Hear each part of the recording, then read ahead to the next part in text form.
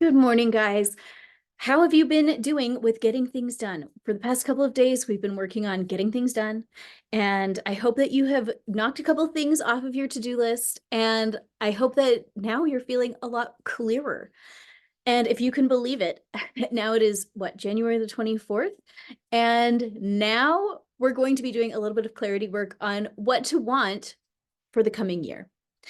Uh, I feel like one of the complicated things about this life is that it's hard to know what you actually want in your life when you have so much just like junk in the backlog of your system, right? We're dealing with our unprocessed trauma. We're dealing with our relationships with our, you know, spouse, boyfriend, kids, parents, friends, coworkers. Like we're dealing with all this like little drama in our lives of like everything that's happening. Um, and we're distracted by our old belief programming. We have all this weird stuff going on. And it can be hard uh to know what we want. Because a lot of times when we clear out the old junk that was in our system, then we don't want the same things. So my goal for all of these weeks that we've been doing this work this January, in the New You playlist that's below, the goal has been to clear out just all of the, not all of it, but to clear out some of this backlog so that we can get really clear on what we actually want for the coming months.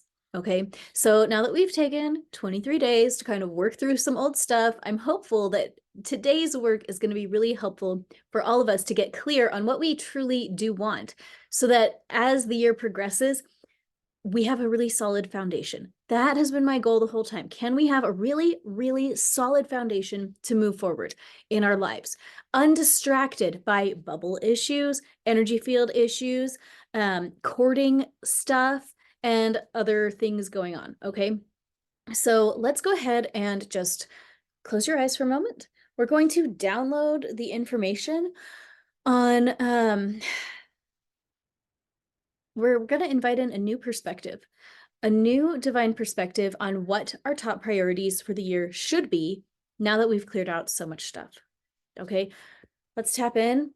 I don't know how it's so easy for me to receive divine clarity on my priorities for the year. I only know that it's flowing to me so easily now.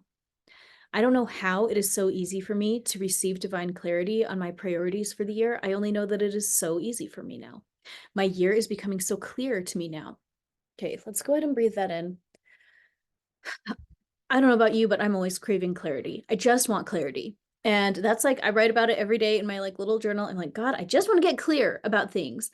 And it's funny because I feel like in a lot of ways I have gotten clear on a lot of things, but my desire for clarity hasn't changed. I'm like, but I still feel so confused. There's just still more stuff that I have to make sense of.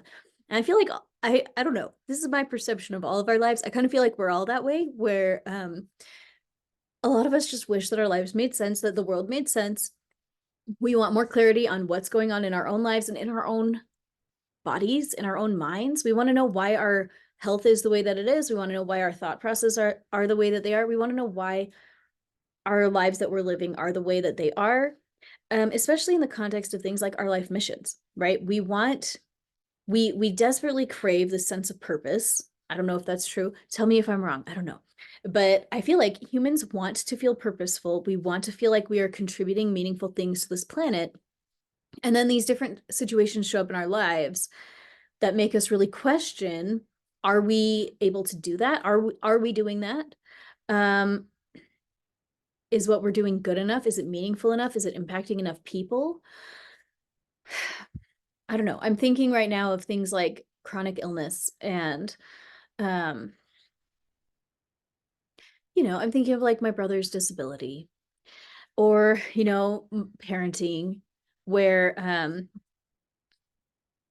we all have these different things in our lives where we're distracted, and it can be, well, we tell ourselves that we're distracted by our bodies, we're distracted by our health, we're distracted by our kids, we're distracted by the needs of these other people around us. Because I think a lot of us wish that we had like this big giant grand mission that we're gonna like serve a zillion people and like have this giant impact. And it's kind of been funny for me because like I've always wanted that, right? And then like here I am showing up on YouTube every day and like doing the things and having this impact. And, but then even for me, then I'm sitting there like, it's not enough, but this is not enough, you know? And I have people write in and be like, well, I want to be just like you. And like their goal is to be me and my goal is to be like bigger than me. You know what I mean? Like at some point we have to realize when is enough, you know? And I don't know. Here's some thoughts that I've been thinking. First off, whatever you are doing right now is part of your life mission. So if that means that you spend all of your time taking care of little kids or taking care of somebody else, like you're doing it. You're doing the life mission. And I know that that is like very distressing to hear sometimes. It felt very distressing for me when I was dealing with my disabled brother. And I felt like all I could do all day, especially the end, because I was pregnant 2 times.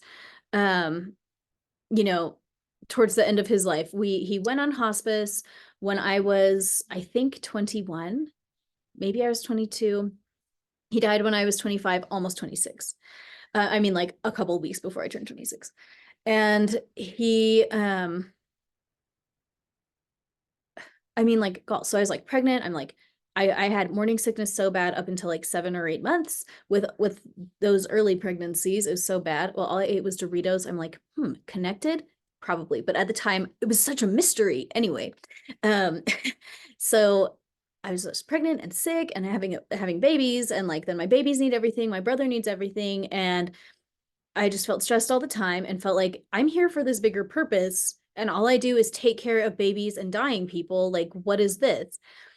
But the secret is, of course, that every single person that you meet is a VIP, right? We are all extremely important people. If all you do is help one person, guess what? You did something very important. Okay. We all are doing things that are very, very important. Oh, I'm like going to cry about it. Maybe we'll see.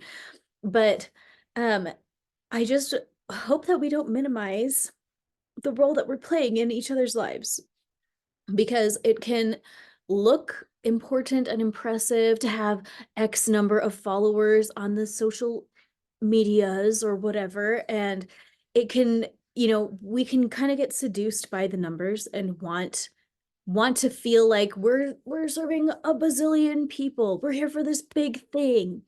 But the reality is that Jesus served people one by one. And when Jesus walked the earth, he actually didn't have uh millions of followers. He just didn't. Okay? He served one person at a time, right? He had these like little core groups. He had his core group of 12.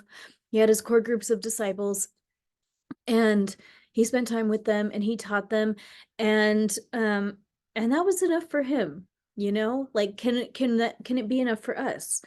And it's something that I still deal with, even though I know, like I look like I have all these numbers and stuff like this, um, but I deal with it too, like wanting to have this big impact. And um, we gotta, I just feel like it's so important to keep that perspective that the really important thing is to help that one person. That really important thing is that one person. That really important person is your kid. It's your spouse. It's your parent. It's your whoever. It is your coworker that you hate. It's them. Okay. Serving these people around us in our real lives, that is the real impact that really counts. Loving your neighbor. I always think that this is really interesting. Love your neighbor, from the New Testament, because who is your neighbor? And I think, it can be really easy to kind of generalize out who is our neighbor, but in reality, your neighbor is the person that's next to you. Okay, it's your roommate. I mean, like, you're the person in your house. Okay, it's the person across the street from you. It's the people right there in your real life, the real life humans that you interact with because they're next to you. Those are the people that we are called to make an impact in their lives. Okay, we're not called to save the world. That's Jesus's job, and our job is to make our own neighborhood a better place. Love thy neighbor in your own neighborhood. Okay, like, be present, be local, meet the people and take care of the people that are right there with you. Can that be enough of an impact for us? It's something that, of course, like I think about this a lot. That's why I'm talking about it. But man, okay, I'm gonna look at my outline. This is like not what I planned to talk about at all. It's okay. It must have been important. Okay, again, downloading our own priorities for this year. It can be safe to do grand and majestic things that impact a lot of people. It can be safe to do things that just bless my family and myself. It can be safe to live a simple life. It can be safe to be happy with what I have. It can be safe to be content where I am. It can be safe to release myself from the weight of expectations that are completely unnecessary. Can I release myself from the burden of unnecessary expectations and assignments that I put on myself that I didn't need to? Okay, let's breathe it in. Okay. Well, thanks for listening to this off the cuff lecture that I did not plan and was not in my notes. Okay. Well, I hope that you spend some time writing down whatever insights come to you today, because I feel like this is just a very powerful day to uh, get a little bit more clarity on what we all want to do moving forward. It can be safe to do what you want to do moving forward. It can be safe to change what you want moving forward. You are allowed to be a dynamic person that changes over time. It's allowed. You can change what you want. You can end past projects without finishing them. You can start something new. If other people judge you for it, it's not their business. They don't know what they're talking about. They're not living your life. So guess what? It's fine. Okay, keep breathing. You're doing amazing, and I love you so much. Have a really good day.